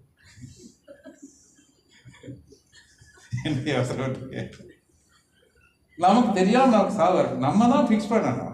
போதும், எனக்கு எல்லாம் செய்யறதெல்லாம் செஞ்சுட்டேன், பையனுக்கு பிள்ளைக்கு சொத்து பிரிக்கலாம் பிரிச்சு கொடுத்துட்டேன், எல்லாம் சரியா போச்சு, நிம்மதியா இருக்கிறேன், எனக்கு எந்திரிக்க முடியல, போறது வரை கஷ்டமா இருக்கு, போதும். அந்த மனசு வந்துடும். நீங்க 99 வயசு மேல போனீங்கன்னா அது தானா அந்த மனசு வரும். நம்ம ஆரோக்கியமான ஒரு வாழ்க்கை, ஆரோக்கியம், அந்த இறப்பும் ஆரோக்கியமான. இறப்பு என்பது துன்பமானதல்ல. நல்ல ஞாபகம். இறப்பு என்பது துன்பமானதல்ல, அது ஒரு நிகழ்வு. எப்படி பிறப்பு என்பது ஒரு நிகழ்வு, அது மாதிரி இறப்பு என்பது ஒரு நிகழ்வு. நம்ம பதிவெல்லாம் நீங்கிருச்சுன்னா அது இறைவனை நோக்கி பயணிக்கும், இல்லாட்டி மீண்டும் அது வேற வகையில பயணித்து தொடர்பு. அப்ப அப்படித்தான் இருக்கணும். அப்ப நீண்ட நாள் வாழ வேண்டும் என்று சொன்னால் காய்கள் பயிற்சி அவசியம் வேண்டும். நீங்க வேணா உங்களுக்கு நான் இப்போ காய்கள் நிறைய அம்மாவும் அறிவு நிறைய ஆராய்ச்சி பிரிவுகள்லாம் வச்சிருக்கோம், ஆராய்ச்சியெல்லாம் செஞ்சிருக்கிறோம். காய்கத்தை பற்றி நிறைய ஆராய்ச்சிகள் செஞ்சிருக்காங்க.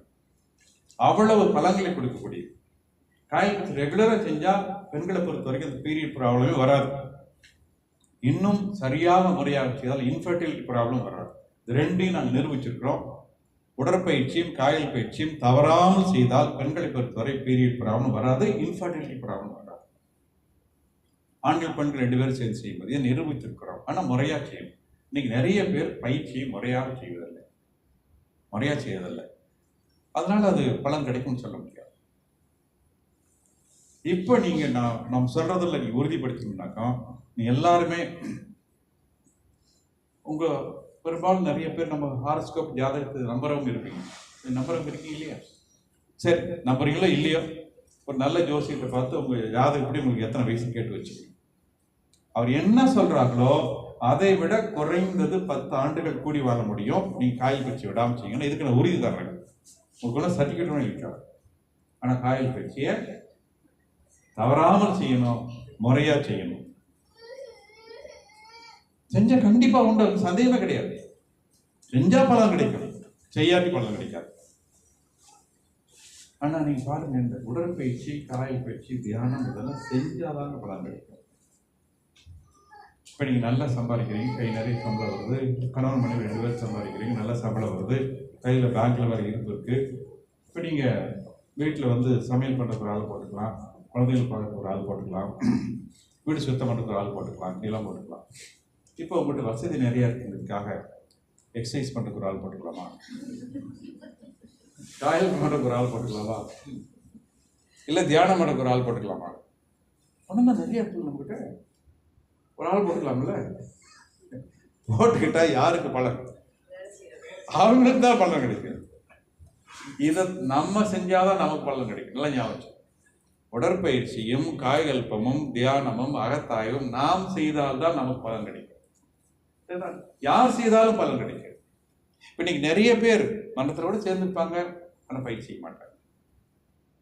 கேட்டா சொல்லுவாங்க, அந்த காலத்துல சாமிஜி வந்தப்போ நான் பயிற்சி எடுத்துட்டாங்க, சாமிஜியே எனக்கு துரியம் கொடுத்தாங்க. சரி பரவாயில்ல, அதுக்கு பின்னாடி நான் செய்யறதே இல்லைங்க. பாவம், சாமிஜி போட்டு பாவம் போயிட்டாரு, அவ்வளவுதான். செஞ்சாதான் பலன் கிடைக்கும். நீ சாமியை பார்த்துருக்கலாம், பார்க்காம இருக்கலாம், அது வேற விஷயம். பயிற்சிகளை செய்தால்தான் பலன் கிடைக்கும், செய்யலாம் கிடைக்காது. பயிற்சிகளை செய்வோம், பலன் கிடைக்கும். சாமி கொடுத்த உடற்பயிற்சியும் காயல் பயிற்சியும் தியானமும் சாமானியமானதில்லைங்க, அவ்வளவு பலன்களை கொடுக்கக்கூடிய, கொஞ்சம் நஞ்சம் கிடையாது. நாங்கள் இதை பற்றி நிறைய ஆராய்ச்சிகள் செய்திருக்கிறோம். உடற்பயிற்சி செஞ்சால் எவ்வளவு பலன் இருக்கும், நிறைய ஆராய்ச்சிகள். இதுவரைக்கும் 100 பேர் பிஹெச்டி பண்ணியிருக்காங்க, 200 பேர் எம்ஃபில் பண்ணியிருக்காங்க. ஒவ்வொன்றை பற்றியும் நிறைய ஆராய்ச்சி செய்திருக்கோம். அவ்வளவு பலன்கள் கிடைக்கின்றன, செய்தால்தான் பலன் கிடைக்கும். இன்னைக்கு ஆழியாரில் ஹெல்த் கேம்ப் நம்ம வச்சிருக்கோம். ஹெல்த் ப்ராப்ளம் எதுவாக இருந்தாலும் நீங்கள் வந்து அங்கே சேரலாம். பெரும்பாலும் நீங்கள் டயபெட்டிக் பேஷண்ட்ஸ் நிறைய வந்து சேர்றாங்க. அப்புறம் பிளட் ப்ரெஷர், இந்த உடம்பு குண்டா இருக்கிறவங்க, ஒல்லியாக இருக்கிறவங்க, மூட்டு வலி, அப்படி பல நிலைகள் வந்து சேர்றாங்க. 1 மாதம் அங்கே தங்கியிருக்கு சொல்கிறோம். அந்த 1 மாதமும் என்ன, காலையில் எழுந்திரிச்சோன்னா எக்ஸசைஸ் செய்யணும். எக்ஸசைஸ் செய்யும்போது காயல் பயிற்சி செய்யணும். அது முடிஞ்சோன்னா தியானம் பண்ணணும். அப்புறம் வந்து திருப்பி போயிட்டு ரெஸ்ட் எடுத்துகிட்டு வந்து திருப்பி 9 வரைக்கும் வந்தாங்கன்னா மறுபடியும் சில தத்துவங்கள் கொடுப்பாங்க, சில தியான முறைகள் கொடுப்பாங்க. மாலையில் ஒரு எக்ஸசைஸ் செய்யணும், மாலையில் ஒரு வாக்கிங் போகணும். காலையில் ஒரு வாக்கிங், மாலையில் ஒரு வாக்கிங். உணவு காலையில் 7:30 சாப்பிடணும், மதியம் 12-12 சாப்பிடணும், சாயந்தரம் 7:30 மணிக்குள்ளே சாப்பிடணும் உணவு. காஃபி டீ கிடையாது. அதுக்குள்ள சூப் கொடுப்பாங்க, சுக்கு காஃபி மாதிரி கொடுப்பாங்க, அது ஜூஸ் மாதிரி கொடுப்பாங்க. இப்படி தான் இருக்கும். உணவில் வந்து ஒரு கண்ட்ரோல் இருக்கும். கண்ட்ரோலாக பட்டியெல்லாம் போட மாட்டாங்க, தேவையான அளவு சாப்பிடலாம். எல்லா வெஜிடபிள்ஸ் தான் இருக்கும். அதை டயட்டிஷியனை கன்சல்ட் பண்ணி வச்சுருந்தாங்க. 1 மாத காலத்துக்குள்ள இன்சுலின் இன்ஜெக்ஷன் போடுறவங்க இன்ஜெக்ஷனை நிறுத்திட்டு டேப்லெட் போடுறாங்க. இன்சுலின் இன்ஜெக்ஷன் போடுறவங்க இன்ஜெக்ஷனை நிறுத்திட்டு டேப்லெட் போடுறாங்க. டேப்லெட் சாப்பிட்றவங்க அளவு குறைக்க ஆரம்பிக்கிறாங்க.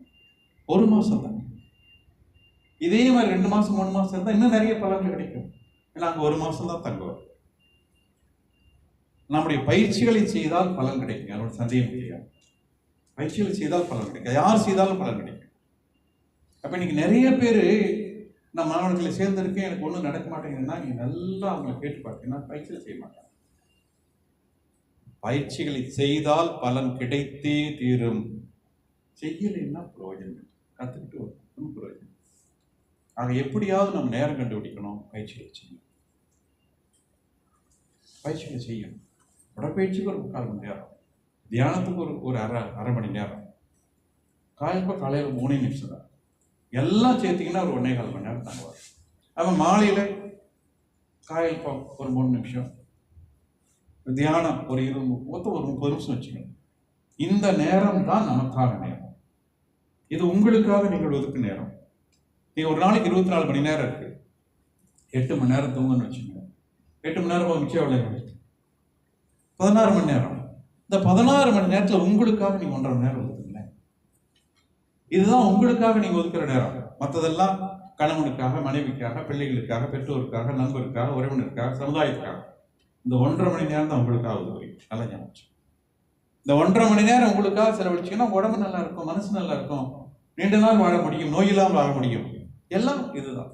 இந்த 1.5 மணி நேரம் உங்களுக்காக செலவழிச்சு இல்லை, எப்படியாவது இந்த 1.5 மணி நேரத்தை கண்டுபிடிங்க, உங்களுக்காக பயன்படுத்துங்கள். கண்டிப்பாக உடல் ஆரோக்கியமாக இருக்கும். மனதுக்குள்ள அமைதி வரும். காலையில் ஒரு தியானம், மாலையில் ஒரு தியானம் பண்ணும், மனசு அமைதியாக இருக்கும்.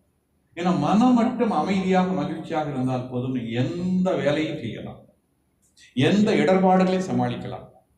எவ்வளவு பெரிய ப்ராப்ளம் வரட்டும் உங்களால் சமாளிக்க முடியும். மனம் மட்டும் அமைதியாக, சந்தோஷம், மகிழ்ச்சியா இருந்த போது என்ன வரட்டும் பார்க்கலாம், போயிடும், நம்மளால முடியும். ஏன்னா இறைவன் அவ்வளவு அறிவை கொடுத்திருக்கிறார், ஒவ்வொரு மனுஷனும் கொடுத்திருக்கிறார், அந்த சிந்தனை திறனை கொடுத்திருக்கிறார். மனம் அமைதியாக இருந்தால் உங்களால் எல்லாவற்றையும் சமாளிக்க முடியும். அதுக்காக தான் காலையில் ஒரு தவம், சாயந்தரம் ஒரு தவம் செய்ய சொல்றேன். இப்ப எத்தனை வகையான தவம் ராமஜி நம்ம கொடுத்துருக்காருங்க சொல்லுங்க? 9 வகையான. என்னென்ன தவம் கரெக்டா சொல்லுங்க பார்க்கலாம். ஆகினை, அப்புறம் துரியம், இடையில ஒன்று ஆகினை குறிக்கிறது, சாந்தி, துரியம், துரியாதீதம், பஞ்சேந்திரியம், பஞ்சபூத நவகிரக தவம், 9 மைய தவம், நித்தியான தவம், இறைநிலை தவம். 9 தவம் இருக்கிறது. எல்லாத்தையும் பழகிட்டு எல்லாத்தையும் செய்யலாம். எல்லா தவமும் சிறப்புடையதான். எல்லா தவமும் சிறப்புடையதான். எல்லா தவமும் பழகின பின்னாடி காலையில் என்ன செய்யலாம், மாலையில் என்ன செய்யலாம்? சொல்லுங்களேன், சொல்லுங்க. ஏதோ ஒரு யோசனை சொல்லுங்க. எல்லா தவமும் பழகி 9 தவம் பழகியாச்சு. Very good. காலையிலே 9 வழி தவம் சிறப்புடையது. 7 மையங்கள் உடல் சார்ந்தது, 2 மையங்கள் அது துரியாதீனம், வெளியில போறோம். அப்போ ஒரு முழுமையான தவம் அது காலையில செய்யலாம். என் உடம்புக்குள்ள அந்த 7 மையங்களும் சாதாரணமானதல்ல, இது எல்லா உறுப்புகளோடும் சேர்ந்தது. இன்னும் சொல்ல போனா உடம்புக்குள்ளே 7 தெய்வங்களை வணங்குகிறீர்கள். ஒவ்வொரு சக்கராசும் ஒரு தெய்வம் மாதிரி நல்லா ஞாபகம். உடம்புக்குள்ள ஒரு 7 தெய்வம் அடங்கியிருக்குன்னு வச்சுக்கோங்க. இந்த பக்தி வார்த்தை இருக்கிறதால அது சொன்னா போய் நல்லா. அந்த 7 தெய்வங்களை வணங்குகிறீர்கள். அந்த மூலாதாரத்துக்கு ஒரு தெய்வம் சொல்லுவாங்க. என்ன தெய்வம் சொல்லுவாங்க? விநாயகர். ஏன்னா பொதுவாக நம்ம வந்து மாதிரி அமைப்பில் வந்து நம்ம ரொம்ப ஏதோ ஒரு மதத்தை வலியுறுத்தி சொல்ல மாட்டேன், இருந்தாலும் தெரிஞ்சுக்கிட்டு நான் சொல்லுவேன். இப்படி ஒவ்வொரு மையமும் ஒரு தெய்வத்தோடு தொடர்படுத்தி ஏற்கனவே வச்சிருக்காங்க. நீங்க தெய்வத்தை நினைக்கணும்னு கூட இல்லை, அந்த இடத்துல ஞாபகம் வச்சுட்டா ஒவ்வொரு மையமும் ஒரு தெய்வத்தின் தன்மை கட்டுறது. அப்போ உடம்புக்குள்ளாக 7 மையம், வெளியே 2 மையம். ஒரு முழுமையான தவம் அது, முழுமையான தவம். பொதுவாக தவம்னா ஒரு அரை மணி நேரம், ஒரு அரை மணி நேரம் வச்சுக்கணும். குறைஞ்சது 20 நிமிஷம், ஒரு அரை மணி நேரம் வச்சுக்கிட்டா தப்பு. காலையில தவம் செய்வதற்கு உகந்த நேரம் என்ன? சொல்லுங்க, சத்தமா சொல்லுங்க. 4 மணிலிருந்து ஒரு 6 மணி வரைக்கும். 4 டு 5 நல்ல தூக்கம் வரும். அதுதான் தவத்துக்கு நல்ல நேரம். நம்ம கொஞ்சம் எளியரா படுத்தோம்னா அந்த சமயம் சரியா இருக்கும். நீ ஒன்றும் அலாரம் கூட வைக்க வேண்டியதில்லை. நீங்க படுக்கிறது ஒரு 10 மணிக்கு முன்னாடி படுக்க ஆரம்பிச்சிருங்க. நான் காலையில ஒரு 4:30 எந்திரிக்கணும்னு நினைச்சிட்டு படுங்க போதும். கரெக்டா 4:30 உங்க உடம்பு எழுப்பி விட்டுரும். ஆனா எந்திரிச்ச பின்னாடி இன்னும் கொஞ்சம் தூங்கலாம் நீங்க நினைப்பீங்க, அது வேற விஷயம். நீங்க பாடியிட்ட சொல்லிட்டு படுத்தீங்கன்னா நான் 4:30 எந்திரிக்கணும், தியானம் பண்ணணும்னு சொன்னா கரெக்டா எழுப்பி விட்டுரும். எந்திரிச்சோன்னா கொஞ்சம் சோம்பலா தான் தூக்கம் வர மாதிரி இருக்கும். அப்படியே எந்திரிச்சு கொஞ்சம் நின்று லேச 2 எட்டு வச்சு நடந்துட்டு அப்படி போய் ப்ரெஸ் பண்ணிட்டு பல்லெல்லாம் விளக்கிட்டு இருந்தீங்கன்னா கொஞ்சம் சுறுசுறுப்பாயிடும். அது பெட்லேயே உட்காந்தீங்கன்னா தூக்கம் வரத்தான் செய்யும், தூக்கம் வரத்தான் செய்யும். அப்போ காலையில் 4 மணிலிருந்து ஒரு 6 மணி வரைக்கும் பொதுவாக பிரம்ம முகூர்த்தம் என்று சொல்வார்கள். தியானம் செய்து உகந்த நேரம். எல்லா நேரமும் தியானம் பண்ணலாங்க, தப்பு இல்லை. எல்லா நேரம் தியானம் பண்ணலாம், தப்பு இல்லை. ஆனால் இந்த நேரம் உகந்த நேரம். அவர் மாலையில் தியானம் பண்ணலாம். எப்போ தியானம் பண்ணலாம்? மாலையில் நீங்கள் சாப்பிட்றதுக்கு முன்னாடி 6 மணிலேருந்து 8 மணிக்குள்ள பொதுவாக வச்சு ஒரு 8 மணிக்குள்ளே சாப்பிட்றது நல்லது, நல்லது. ஒரு 6லேருந்து 8 மணிக்குள்ள, அதுவும் இரவு உணவுக்கு முன்னதாக நம்ம தியானம். மாலையில் என்ன தியானம் வச்சுக்கலாம்?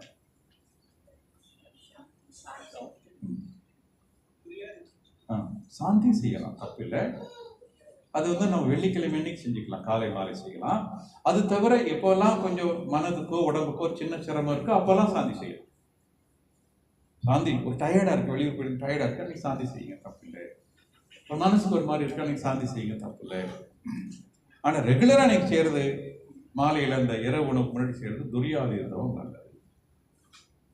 ஏன்னா அந்த கடைசியில் இறை சிந்தனையோட தூங்க போறது துரியாதீனம். ஒரு முழுமையான தவம், முழுமையான தவம். அப்புறம் வெள்ளிக்கிழமை அன்னைக்கு காலை மாலை 2 வேளையும் சொல்லுங்க, 2 வேளை என்ன செய்யலாம்? சாந்தி தவம் செய்யலாம். என்ன தவம் செஞ்சாலும் வெள்ளிக்கிழமை அன்னைக்கு காலை மாலை 2 வேளை. ஒரு வேளை அன்னைக்கு முடியல, அடுத்த நாள் செய்யணும். ஆனால் வாரத்தில் எப்படியாவது மினிமம் 2 முறை சாந்தி தவம் செய்யணும். அது தவிர எப்போல்லாம் கொஞ்சம் உடம்புல ஒரு டயர்டாக இருக்கோ, மனசுக்கு ஒரு மாதிரி இருக்கோ, அப்போல்லாம் நீங்கள் சாந்தி தவம் செய்யுங்க, நல்லது. சரி, இன்னைக்கு என்ன நாள்? இன்னைக்கு பௌர்ணமி. எல்லாம் வரும்போதே சந்திரனை பார்த்தீங்களா? இன்னைக்கு ஒரு பிங்க் கலர்ல ஒரு சந்திரன். இன்னைக்கு இப்போவும் காலையில் உதிக்கும் போது பார்த்தீங்கன்னா முழு சந்திரன் வரும்போது ஒரு ஆரஞ்சு கலர் இருக்கு. இன்னைக்கு வந்து கொஞ்சம் வித்தியாசமான கலர்ல இருந்தது. ஐயாவோட வரும்போது காமிச்சு வந்தாங்க. அமாவாசை பௌர்ணமி அப்போ பஞ்சபூத நவரம். அப்போ காலையில் 9 மையம், சாயந்தரம் துரியாதீதம், வெள்ளிக்கிழமைக்கு சாந்தி தவம், அமாவாசை பௌர்ணமிக்கு 9 மை தவம். அது தவிர நீங்கள் எப்போ வேணால் 9 தவம் செய்யலாம். இது பொதுவாக ஒரு டைம் வச்சு. இதுவாக விட்டு போன தவம் இருக்கு, பஞ்சேந்திரி தவம், நித்தியானந்த தவம், இறைநிலை தவம். அதை நீங்கள் எப்போ சமயம் ஏதாவது ஒரு தவத்தை விட்டு மாற்றி செஞ்சு வாரத்தில் எல்லாமே கவர் ஆகிடும். உடற்பயிற்சி வந்துடணும், காயல் பயிற்சி வந்துடணும், தவம் வந்துடுது. நேரம் கிடைக்கும் போதெல்லாம் கொஞ்சம் அகத்தாய்வு செய்யும். மகரிஷி கொடுத்த தத்துவத்தில் நிறைய தத்துவம் விஞ்ஞானத்தோடு கலந்து கொடுத்துருக்காங்க. அந்த செயல் விளைவு தத்துவம் கொடுத்துருக்காங்க. நம்ம எல்லாம் தெய்வத்தை தேடிக்கொண்டிருக்கிறோம். ஆனால் தெய்வம் எப்படி வருகிறது? செயலிலே விளைவாக தெய்வம், செயலிலே விளைவாக தெய்வ ஒழுங்கு அமைப்பு இருக்க தவறு இழைத்து பின் பரமனை வேண்டுவதால் பயன் என்ன? செய்யறதெல்லாம் செஞ்சுட்டு கடவுளே காப்பாற்றணும். கடவுளை செய்யும் போது நம்ம தெரிஞ்சு செய்யணும், அறிஞ்சு செய்யணும், நல்லதை நினைச்சு செய்யணும். கண்டிப்பா அதுக்குரிய பலன் இருக்கிறது. நீங்க செயலுடைய தத்துவம் சொன்னதால நேரம் அதிகமாயிட்டு உங்களுக்கு ஒரு சில உதாரணம் மட்டும் சொல்லி நிறைய விஷயம். ஒரு விவசாயி தனது தோட்டத்துல தக்காளி விதையை விதைக்கிறான். அந்த தக்காளி நல்லா முளைச்சி வருது, தண்ணி நல்லா ஊற்றிட்டு உரமெல்லாம் போட்டுட்டு வர்றான். அது தக்காளி செடி வருது, பூ வருது, காய் வருது, தக்காளி பழம் நல்லா வருது. அந்த தக்காளி பழத்தை எடுத்து சாப்பிடும்போது நல்லா ருசியாக இருக்கு. சாப்பிட்டு பார்க்குறான், சமையலுக்கு வச்சுக்கிறேன், பயன்படுத்துகிறான். அதே மாதிரி பக்கத்து தோட்டத்தில் ஒரு விவசாயி அவனும் விவசாயம் செய்கிறான். அவன் என்ன பண்ணுறான்னா பாவக்காய் விதையை விதைக்கிறான். அதுவும் முளைச்சி வருது, அது கொடி மாதிரி வருது, நல்லா வருது, அதுவும் பூ வருது, பாவக்காய் வருது. அது நல்லா பெருசாக பறிச்சு அவன் பாவக்காய் கடிச்சு பார்க்குறான். எப்படி இருக்கு பாவக்காய்? கசக்கு. அவன் உடனே சொல்றான் கடவுளை பார்த்து, கடவுளே அவனுக்கு நல்ல இனிப்பா இருப்பான்னு தக்காளி பழத்தை கொடுத்துட்டேன், எனக்கு கசக்கிற மாதிரி பாவக்காயை கொடுத்துட்டேன், இது என்ன நியாயம்? கடவுளை பார்த்து கேட்கிறான். இப்போ கடவுள் என்ன சொல்லுவாரு? நீங்க தான் கடவுள் வச்சுக்கல, நீங்க தான் கடவுள். உங்ககிட்ட இந்த கேள்வி கேட்கிற அந்த விவசாயி, நீங்க என்ன சொல்லுவீங்க? நீ என்ன விதைச்சியா அதாப்பா உனக்கு கொடுக்க முடியும். நீ என்ன விதைச்சியா அதுதான் கொடுக்க முடியும். நீ தான் பாவக்காய் விதை வச்ச, அதுதான் வந்துச்சு, அதுதானே உனக்கு பழம் கொடுக்க முடியும். அவன் தக்காளி விதை விதைச்சான், தக்காளி பழம் வந்துச்சு, அவன் எடுத்து சாப்பிட்றான், நல்லா இருக்குது. பாவக்காயில எத்தனை பழங்கள் நிறைய இருக்கு. இல்லை எனக்கு நீ மோசம் பண்ணிட்டு கடவுளே, எனக்கு தக்காளி தான் வேணும். இப்ப கரெக்டா தக்காளி தான் வேணும் கடவுள்கிட்ட சண்டை போடுறான். இதை பார்த்துட்டு 4-5 பேர் பஞ்சாயத்துக்கு வந்துடுவாங்க. பஞ்சாயத்துக்கு ஒரு 4-5 பேர் சொல்றாங்க, நீ கவலைப்படாதப்பா, இந்த தக்காளி சாயந்தரத்துக்குள்ள, இந்த பாவக்காய் சாயந்தரத்துக்குள்ள நான் தக்காளியை மாற்றி கொடுத்துறேன், நீ ஒரு 10,000 பணம் கொடு. நீ ஒரு 10,000 பணம் கொடுத்தீங்களா போதும், உனக்கு இந்த பாவக்காய் தக்காளியை மாற்றி கொடுத்து. நீங்க நல்லா யோசனை பண்ணுங்க, ஒரு பாவக்காய் தக்காளியை மாற்ற முடியுமா? அப்ப யாராவது சொன்னா நம்ம நம்பலாமா? நம்ம ஏமாந்துருந்தா சொல்லதான் செய்வாங்க. நிஜமா உங்களுக்கு தக்காளி வேணா மறுபடியும் ஒரு தக்காளி விதையை போடுங்க, ஒரு 3 மாசம் வெயிட் பண்ணுங்க, தண்ணி ஊற்றுக்கு வந்துடும்ல, வராம எங்க போயிடும். நீங்கள் விதைத்தான் இறைவன் கொடுப்பாரு ஒளி, விதைக்காத இறைவன் கொடுக்க மாட்டான். உங்களுக்கு என்ன வேணுமோ நீங்க அதை செய்யுங்க, அதுக்குரிய பலனை இறைவன் கொடுப்பான். செய்யாம பலனை எதிர்பார்க்காதீர்கள். இன்னைக்கு நம்ம நிறைய பேர் என்னன்னா செய்யாம பலனை எதிர்பார்க்கிறோம். செய்தால்தான் இறைவன் பலனை கொடுப்பான், செய்யாமல் இறைவன் பலனை கொடுக்க மாட்டான். உங்களுக்கு என்ன வேணுமோ அதுக்குரிய காரியத்தை செய்யுங்க, இறைவன் கண்டிப்பாக அதை கொடுப்பான். நீங்க இன்னைக்கு நிறைய பேர் என்னன்னா செய்யாமல பலனை எதிர்பார்க்கிறோம்.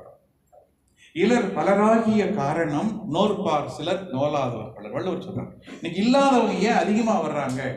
உழைக்கக்கூடியவர்கள் குறைஞ்சு போயிட்டாங்க, உழைக்காமலே வாழ்க்கையை அனுபவிக்கக்கூடியவர்கள் அதிகமாக இருக்கிறாங்க. உழைக்கிறதே கிடையாது, ஆனா வாழ்க்கையை நல்லா அனுபவிக்கணும். அப்ப என்ன ஆகும்? மொத்தம் வளம் குறையத்தானே செய்யும். நீங்கள் செய்தால் செய்ததற்குரிய பலனை இறைவன் கண்டிப்பாக கொடுப்பார், சந்தேகமே கிடையாது, கண்டிப்பா கொடுப்பார். அப்படி என்னவெல்லாம் வாழ்க்கையில் வரணுமோ ஆசைப்படுங்க, தப்பு இல்லை. அதுக்குரிய திட்டம் போடுங்க, அதுக்குரிய வேலையை செய்யுங்க. செய்தால் கண்டிப்பாக இறைவன் அதுக்குரிய கூலியை கொடுப்பார். செய்யாம பலன் எதிர்பார்க்கிறார். இன்னைக்கு எல்லாரும் பெரும்பாலும் செய்யாமல் பலன் எதிர்பார்க்கிறோம். இன்னும் சொல்லப்போனா இன்னைக்கெல்லாம் நம்ம கோயிலில் போய் சாமி கும்பிட்றோம்னா நம்ம சாமி கும்பிடும் போது, ஏன்னா அந்த தெய்வம் தான் நம்மளை படைச்சது, இந்த உலகத்தை படைச்சது, நம்முடைய வாழ்க்கையை படைச்சது. நம்ம வாழ்வதற்கும் பிறப்பதற்கும் வாழ்வதற்கும் இறப்பதற்கும் காரணம் அந்த தெய்வீக ஆட்கள் தான். அப்போ அந்த தெய்வத்துக்கு நன்றி சொல்லணும். கடவுளே, என்னை நீ படிச்ச, என்னை வாழ வச்சுட்டு இருக்கிற என்று சொல்ல முடியும், நன்றியை தெரிவிக்கணும். ஆனால் பொதுவாக நம்ம கோயிலுக்கு போனால் என்ன பண்ணுறோம்? ஒரு அக்ரிமெண்ட் கடவுளோட, கடவுளே எனக்கு இதெல்லாம் தேவை, இதெல்லாம் நீ செஞ்சு கொடுத்தோம், அது இத்தனாம் தேதிக்குள்ள செய்யணும், இதை செஞ்சு கொடுத்தீங்கன்னா உனக்கு நான் இவ்வளவு முடியிருப்போம், இல்லை இத்தனை தேங்காய் உடை. நீங்கள் தேங்காய் உடைங்க, உண்டியல் போடுங்க, இதெல்லாம் இறைவன் மேல கூடிய அன்பினால செய்யுங்க, தப்பு கிடையாது. ஆனால் இறைவனுக்கு கண்டிஷன் போட்டு செய்யாது. ஒரு அன்பர் வந்து இந்த மாதிரி கடவுள்கிட்ட போய் வேண்டிக்கிட்டாரு, இதெல்லாம் கடவுளையும் செஞ்சுட்டீங்கன்னா ஒரு 5 லட்ச ரூபா உண்டியல் போட்டேன்னு சொல்லி வேண்டிக்கிட்டாரு. எல்லாம் நடந்து போச்சு. திருப்பி உண்டியல் போடும்போது ஒரு 2 லட்சம் போட்டார். இப்போ அவருக்கு 3 லட்சம் போடுறதுக்குள்ள மறுபடியும் யோசனை வந்துருச்சு. இன்னும் ஒரு 10 கோரிக்கை வச்சு அதுவும் நிறைவேறபடி அதுக்கு ஒரு 1.5 லட்சம் சேர்த்து 4 லட்சம் போடுற இன்னைக்கு இறைவன் என்னை இழிச்ச வாழலாம். நல்ல யோசனை பண்ணி பாருங்க. இறைவன் என்னை இழிச்சு வாழலாம். பேரறிவு படைத்தவன், பேரறிவு படைத்தவன். அவங்கள பத்தி ஹிஸ்டரி பூரா இறைவனுக்கு தெரியும், எல்லாம் தெரியும். நீ எவ்வளவு ஏமாத்துவ, எவ்வளவு நல்ல செய்ய, எல்லாம் தெரியும் இறைவனுக்கு, எல்லாம் தெரியும். ஆனா இருந்தாலும் இறைவன் வந்து தன்னை திட்டுறாங்கிறதுக்காக கோச்சிக்க மாட்டாரு, தன்னை வழிபடுறாங்கிறதுக்காக ஒன்று சேர்த்து செய்ய மாட்டாரு. நீங்க செஞ்சதுக்கு தான் குடிப்பார். தக்காளி விதையை போட்டா தக்காளி, பாவக்காய் விதையை போட்டா பாவக்காய். நீ என்ன செய்தீர்களோ அதற்குரிய பலனை இறைவன் தவறாம கொடுப்பான், தவறாம கொடுப்பான். செயலுக்கு விளைவாக வருவது இறைவன். நீங்க இறைவனை நம்ம ஏதோ உருவத்தில் எதிர்பார்க்கிறோம், அப்படியெல்லாம் இறைவன் வரமாட்டான். வேற ஒரு மனிதர் வடிவிலே, வேற ஒரு நிகழ்ச்சி வடிவிலே இதன் இறைவன் வருவான் நமக்கு. ஆனால் சரியாக கூலியை கொடுப்பான். நாம் செய்த செயலுக்கு சரியாக இறைவன் கூலியை கொடுப்பான். செய்யாத செயலுக்கு இறைவன் கூலியை கொடுக்கவே மாட்டான். நல்ல ஞாபகம். அப்ப நம்ம எது நமக்கு வேண்டுமோ அதற்குரிய செயலை செய்யுங்கள், இறைவன் கண்டிப்பாக கொடுப்பான். இன்றைக்கு வாழ்க்கையில் நாம் மகிழ்ச்சியாக இருக்கிறோம், நிறைவாக இருக்கிறோம் என்று சொன்னால் நாம் தெரிந்தோ தெரியாமலோ பல பிறவிகளை செய்த புண்ணியம் தான் இன்று நாம் அந்த வாழ்க்கை வாழ்ந்து கொண்டிருக்கிறோம். அதே போல் இன்றைய வாழ்க்கையில சில துன்பங்கள் வருகிறது, துயரங்கள் வருகிறது. அதற்கு காரணம் தெரிந்தோ தெரியாமலோ நாம் செய்த துன்பங்கள். தெரிஞ்சு செஞ்சிருக்கலாம், தெரியாம செஞ்சிருக்கலாம். துன்பங்கள். நமக்கெல்லாம் மகாபாரத கதை தெரியும். மகாபாரதத்துல பாண்டவர்கள் ஒரு பக்கம், அவர்கள் ஒரு பக்கம், பெரிய போர் நடக்குது. போர்ல வந்து அவர்கள் அந்த 100 பேரை, துரியோதனோட சேர்ந்து 100 பேர் இறந்து போறாங்க. இந்த 5 பேர் மட்டும் வெற்றி பெறாங்க. அப்ப போர் முடிஞ்ச பின்னாடி அந்த 100 பேருடைய தந்தை யாரு? திருதராஷ்டிரன். அவன் கண்ணு இல்லை. அவன் கிருஷ்ணனை பார்த்து கேள்வி கேட்கிறான். கிருஷ்ணா, நான் என்ன பாவம் செஞ்சேன்? இன்னைக்கு 100 குழந்தைகளை நான் இறந்துட்டு நிக்கிறேனே, நான் ஒரு பாவம் செய்யலையே. ஏற்கனவே கடவுள் என் கண்ணை எடுத்துட்டாரு. நான் பிறந்ததுலேருந்து யாருக்கும் துரோகம் பண்ணல. என்னுடைய 100 குழந்தை நான் இழந்துட்டு நிக்கிறேனே, என்ன நியாயம் இது கேட்கிறான். அப்ப கிருஷ்ணன் கொஞ்சம் அப்படியே யோசனை பண்றாரு. யோசனை பண்ணிட்டு அவர் சொல்றாரு, அப்பா நீ ஒன்றும் தப்பு எல்லாம் செய்யலப்பா, நீ நல்லவன், ரொம்ப ரொம்ப நல்லவன். இந்த பிறவியில் நீ ஒன்றும் தப்பு செய்யல. ஆனா நீ என்ன பண்ணிருக்கு தெரியுமா? அப்படியே பழைய எல்லாம் அனலைஸ் பண்றாரு. நீ 20 பிறவிகளுக்கு முன்னாடி ஒரு வேடனா இருந்த. எத்தனை பிறவி? 20 பிறவிக்கு முன்னாடி ஒரு வேடனா இருந்த. அந்த வேடனா இருந்த போது நீ காட்டுல போய் ஒரு குருவி, உனக்கு பிடிச்ச குருவி அடிச்சுட்டு வந்து எனக்கு மட்டன் கறி வச்சு சாப்பிடணும் ஆசையா போறேன். நீ பார்த்த மாதிரியே அந்த குருவி அந்த கூட்டுல உட்கார்ந்துருக்கு. நீ ஒரு அம்பு எடுத்து விடுற. அந்த நீ விடுற சத்தம் கேட்டா குருவி பறந்து போயிடுச்சு, ஓடி போய் தப்பிச்சு போயிடுச்சு. உனக்கு கோபம் வந்துருச்சு. உன் கோபம் அடங்கல. குருவியும் ஓடி போயிடுச்சு, வந்துக்கலாம்ல. கோபம் அடங்கல. நீ என்ன பண்ற? அந்த 50 கூட்டு மேல விடுற. கூட்டுல இருந்து சின்ன சின்னதா குஞ்சு 5 குஞ்சு கீழே விழுந்து டொப்பு டொப்புன்னு மரத்துல விழுந்துச்சா? விழுந்தாது, உடனே செத்து போச்சு. உன் கோபம் அடங்கவே இல்லை. பக்கத்துல இருக்க ஒவ்வொரு கூட்டுலயும் அம்பு விடுற. அப்படி மொத்தம் எத்தனை குஞ்சு செத்துச்சுன்னா தெரியுமா? எத்தனை குஞ்சு செத்துருக்கு அன்னைக்கு சொல்லுங்க? 100 குஞ்சு செத்து போச்சுப்பா அன்னைக்கு, 20 பிறவிக்கு முன்னாடி. அந்த குஞ்சு செத்து போன அப்படியே தாய் பறவை எப்படி எத்தனை துன்பம் அடைஞ்சிருக்காதா? அடைஞ்சிருக்கும். அதைத்தான் நீ 20 பிறவிக்கு முன்னாடி செய்த அந்த தப்புக்குரிய தண்டனை இப்ப நீ அனுபவிக்கிற. இந்த பிறவியில நீ தப்பு செய்யல. அதனால நாம் தெரிந்தோ தெரியாமலோ எத்தனையோ செயல்களை செய்திருப்போம். அதற்குரிய தண்டனைகள் வரத்தான் செய்யும். அது ஏத்துக்குத்தான் வேணும். அதை யாரும் மறுக்க முடியாது. ஞானிகளானாலும் சரி, மகான்களானாலும் சரி. ராமகிருஷ்ண பரமஹம்சர் கேன்சர் வந்து துடிக்கிறார். ஏன்? அந்த பிறவியில் தப்பு செய்யல. எத்தனையோ பிறவி கலியுது, முடிய போகுது. நமக்கெல்லாம் தெரியும் ரமண மகரிஷி. அவர் எத்தனை துன்பத்துல கஷ்டப்படுறாரு. ஏன்? அந்த பிறவில ஒரு தப்புமே இல்லைல்ல. பழசு எல்லாம் வருது. கதைத்தான் செய்யும். தெரிந்தோ தெரியாமலோ நாம் செய்தது நல்லதாக இருந்தால் நல்லது வரும், கெட்டதாக இருந்தால் வரத்தான். தீதும் நன்றும் பிறர் தர வாரா. இதுக்கு முன்னாடி வந்ததெல்லாம் ஒன்றும் பண்ண முடியாது. நம்ம கஷ்டம் வந்தால் அனுபவிச்சு தான் ஆகணும். அதே மாதிரி நல்லது வந்தால் நமக்கு வந்துதான் தீரும். இன்றையிலிருந்து திட்டமிட்டால், இன்னையிலிருந்து திட்டமிடுறது நான் தானே. இதுக்கு முன்னாடி போனதெல்லாம் போயிடுச்சு. அதை பற்றியா கவலைப்படாதீங்க. அது போயிட்டு போகுது. இன்னையிலிருந்து நல்லதைத்தான் நினைப்பேன், நல்லதைத்தான் சொல்வேன், நல்லதைத்தான் செய்வேன். உறுதியாக இருங்கள். இனி வரக்கூடிய காலத்தில் நிறைய மாற்றங்கள் வரும். இதைத்தான் நம்ம செய்யணும். இது ஆகாமிய கர்மம், ஆன்மா விரும்பி செய்யக்கூடியது. இன்னையிலிருந்து நல்லதைத்தான் எண்ணுவேன், நல்லதைத்தான் சொல்வேன், நல்லதைத்தான் செய்வேன். மறந்தும் கூட தவறானதை நினைக்க மாட்டேன், தவறானதை சொல்ல மாட்டேன், தவறானதை செய்ய மாட்டேன். பழசு வந்தா வந்துட்டு போன ஏற்றுக்கிறேன். துன்பத்தை ஏற்றுக்கொள்வதற்கு தயாரானால் துன்பம் துன்பமாக இருக்காது. சொல்றது புரியுது? துன்பத்தை நீங்கள் ஏற்றுக்கொள்வதற்கு தயாரானால் துன்பம் துன்பமாக இருக்காது. அது ஒரு அனுபவமாக மாறிவிடும். அந்த அனுபவம் வாழ்க்கையில் ஆயிரம் நன்மைகளை கொடுக்கும். இந்த நிமிடத்திலிருந்து நல்லதைத்தான் சொல்லணும், நல்லதைத்தான் செய்யணும் என்ற உறுதிக்கு வந்துட்டா போதும். இது நம்ம கையில் இருக்கு. மறந்தும் கூட யாரையும் துன்பப்படுத்தக்கூடாது. உள்ளத்தால் உள்ளலும் தீதே, பிறன் பொருளை கள்ளத்தால் கல்வி. ஒரு தப்பு செய்யணும்னு நினைச்சாலே தப்பு தான். நீங்க செய்யவே இல்லை, ஆனா தப்பு தான். அது எப்படி சார்? நான் தப்பு செய்யணும்னு நினைச்சேன், அது எப்படி தப்பா மாறும்? நீங்க நினைக்கிற வரைக்கும் தான் அந்த எண்ணம் உங்களுக்கு சொந்தம். நினைத்த பிறகு அந்த எண்ணம் சமுதாயத்துக்கு சொந்தம். அப்படியே இந்த எப்படி அந்த டவர்ல சிக்னல் போய் எல்லா செல்லுக்கு போதும், அந்த மாதிரி உங்ககிட்ட இருந்து எல்லா மனிதருக்கும் அந்த எண்ணம் போயிடுச்சு. இப்ப யாரெல்லாம் அது தயாரா இருக்கல அதெல்லாம் செய்வாங்க. யாரெல்லாம் இன்னைக்கு வன்முறைகள் நடக்குது, கொலை, களவு, கற்பழிப்பு, வன்முறை நடக்குது. ஒரு மனிதன் பலர் நினைக்கிறார்கள், சிலர் செய்கிறார்கள்.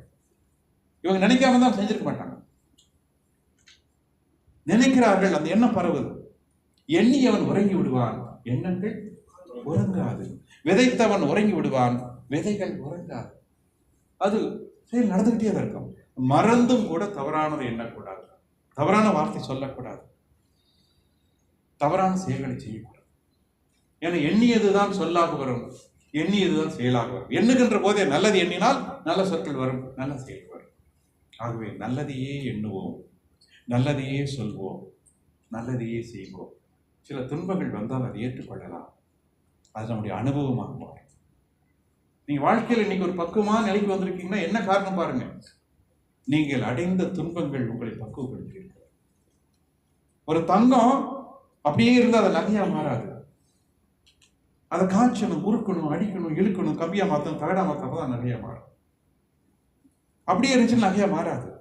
அப்ப துன்பங்கள் வருகிறது என்று சொன்னால் இறைவன் நம்மை காய்ச்சி, உருக்கி, அடிச்சு, இழுத்து, கம்பியாக நம்மை ஒரு நல்ல ஒரு ஆபரணமாக மாற்றுவதற்கு இறைவன் செய்யக்கூடிய முயற்சி தான் துன்பங்கள். ஏற்றுக்கொள்ளுங்கள் பக்குவமாக. அதை எப்படி சமாளிப்பது என்று பாருங்கள். இறைவன் கூட இருந்து சமாளிக்கிற வழியை கொடுப்பான், தைரியத்தை கொடுப்பான், அதற்கான வழிமுறைகள் கொடுப்பான். அது அனுபவமாக மாறும். பயந்து கொண்டு போக வேண்டாம். அதே சமயத்தில் திட்டமிட்டு நன்மையை செய்வோம். நல்லதுதான். அதுதான் மகிழ்ச்சி. 2 வழிக்கு பயன்படும். நான் எனது வாழ்நாளில் யாருடைய உடலுக்கும் மனதுக்கும் துன்பம் தர மாட்டேன். ஏன்? எல்லாத்துக்குள்ளையும் தெய்வத்தன்மை இருக்குது. யாருக்கு துன்பம் கொடுத்தாலும் அது எனக்கு திரும்பி வந்து சேரும். அது மாதிரி யாருக்கு நான் மகிழ்ச்சி கொடுத்தாலும் எனக்கு திரும்பி வந்து சேரும். அப்ப யார் துன்பப்பட்டாலும், துன்பப்படுவோருக்கு என்னால் முடிந்த உதவி செய்யும். யார் துன்பப்பட்டாலும் உதவி செய்யுங்கள். அன்றாட நீங்க படுக்கும் போது நினைச்சு பார்த்தா யாருக்காவது 2 பேருக்கு உதவி செஞ்சிருக்காங்க. அதான் அந்த அன்னைக்கு அது வாழ்ந்த வாழ்க்கைக்கு அர்த்தம். யாருக்காவது 2 வகையில். எப்படி சார் நான் யாருக்கு உதவி செய்யறது? 1000 பேருக்கு அன்னதானம் என்னால் போட முடியுமா? முடியாது. 1000 பேருக்கு அன்னதானம் போட முடியும். 2 அரிசி எடுத்துட்டு போய் இந்த 2 எறும்புக்கு போடுங்க. இந்த 2 எறும்பு சாப்பிட்டா அந்த எறும்புக்கு எத்தனை பெரிய வயிறு இருக்கும். ஒரு அரிசியை போட்டால் அது 1 மாதம் வச்சுட்டு சாப்பிடும். அது எவ்வளவு சந்தோஷப்படும் நினைச்சு பாருங்க. இப்படி சின்ன சின்ன உதவிகள் நம்ம நிறைய செய்யலாம். பெரிய உதவிகள் தான் செய்யணும் நினைக்க வேண்டாம். சின்ன சின்ன உதவிகள் நிறைய செய்யலாம். அப்படி அன்றாடம் நம்முடைய வாழ்க்கையில் 2 பேருக்காவது ஏதோ 2 நிகழ்ச்சிகள் பிறருக்கு சமுதாயத்துக்கு உதவி செய்தார்கள். அப்ப நம்ம புண்ணிய கணக்கு கூடிக்கொண்டே வரும். இப்படி புண்ணியம் செய்தால் புண்ணியத்துக்குள் நன்மைகள் நமக்கு வந்தே தீரும். அது இறைவன் கொடுத்தே தீருவான். தெரிந்தோ தெரியாமலோ பாவங்கள் செய்தால் அப்படி தண்டனை கிடைத்தே தீரும். அதையும் மாற்ற முடியாது. செயலில் விளைவாக வருவன் தான் இறைவன். சரியாக வருவான், சரியான தீர்ப்பு கொடுப்பான். அந்த தீர்ப்பை யாரும் மாற்ற முடியாது. முறையான தீர்ப்பு, சரியான தீர்ப்பு, அது தெய்வ நியதி. அது அப்படித்தான் வரும். ஆகவே செயலை செய்வோம், பலனை அனுபவிப்போம். செயலை செய்யாமல் பலனை அனுபவிக்க முயற்சிக்க வேண்டாம். கண்டிப்பாக இறைவன் கொடுக்க மாட்டான். இறைவன் கொடுக்க மாட்டான். ஆனால் செய்யக்கூடிய செயலுக்கெல்லாம் இறைவன் தேடி வந்து நம்முடைய பலரை கொடுப்பார் என்று சொல்லி நல்லதை செய்வோம், நல்லதை எண்ணுவோம், நல்லதை சொல்வோம், நல்லதை செய்வோம் என்று சொல்லி உங்கள் அத்தனை பேரையும் வணங்கி வாழ்த்து நிறைவு செய்கிறேன். வாழ்க வளமுடன்.